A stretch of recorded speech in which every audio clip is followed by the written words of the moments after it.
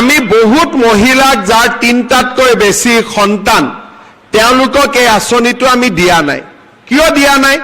ঘৰত যদি তিনটা বাচ্চাই আছে কেনেকে তেওঁলোকে প্ৰডাকশ্যন কাম কৰিব, উৎপাদনৰ কাম কৰিব?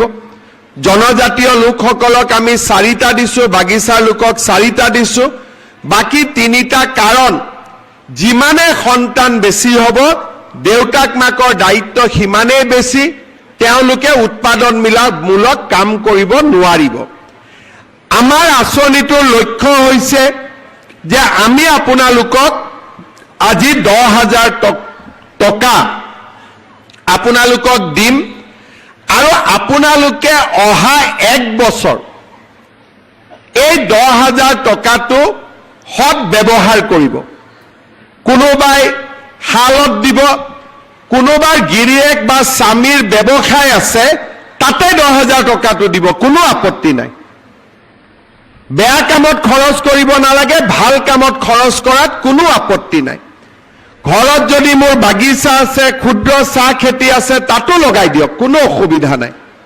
এতিয়া আপোনালোকে আচল কথাখিনি শুনক যে মহিলা উদ্যমিতা আঁচনিটো কি আৰু এই আঁচনিটোৰ পৰা আমি কেনেকে উপকৃত হ'ব পাৰিম।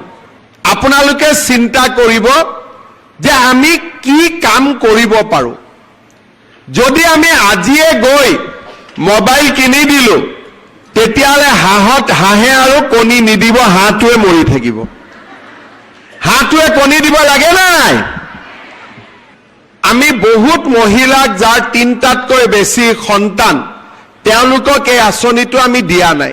কিয় দিয়া নাই? ঘৰত যদি 3টা বাচ্চাই আছে কেনেকে তেওঁলোকে প্ৰডাকশ্যন কাম কৰিব, উৎপাদনৰ কাম কৰিব?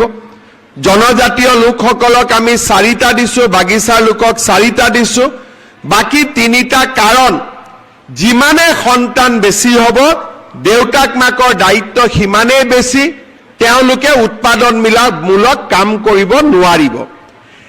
আমাৰ আঁচনিটোৰ লক্ষ্য হৈছে যে আমি আপোনালোকক আজি 10,000 টকা আপোনালোকক দিম আৰু আপোনালোকে অহা 1 বছৰ এই 10,000 টকাটো সৎ ব্যৱহাৰ কৰিব। কোনোবাই হালত দিব, কোনোবাৰ গিৰিয়েক বা স্বামীৰ ব্যৱসায় আছে তাতে 10,000 টকাটো দিব, কোনো আপত্তি নাই। বেয়া কামত খৰচ কৰিব নালাগে, ভাল কামত খৰচ কৰাত কোনো আপত্তি নাই। ঘৰত যদি মোৰ বাগিচা আছে, ক্ষুদ্ৰ চাহ খেতি আছে, তাতো লগাই দিয়ক, কোনো অসুবিধা নাই।